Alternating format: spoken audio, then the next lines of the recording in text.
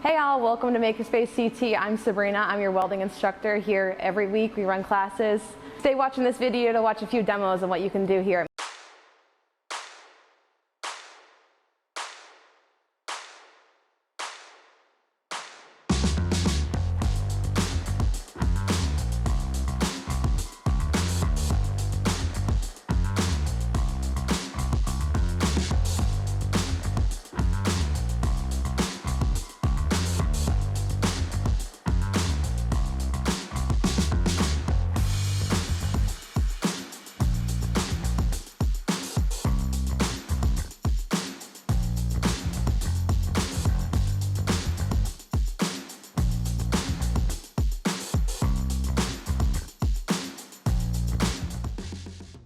So for an introduction MIG class, you'll see we go over the procedure to manipulate the puddle and how you can get different looks with a different whip. Here we have some examples of what students can do at the end of the class after they've learned the concept of MIG welding.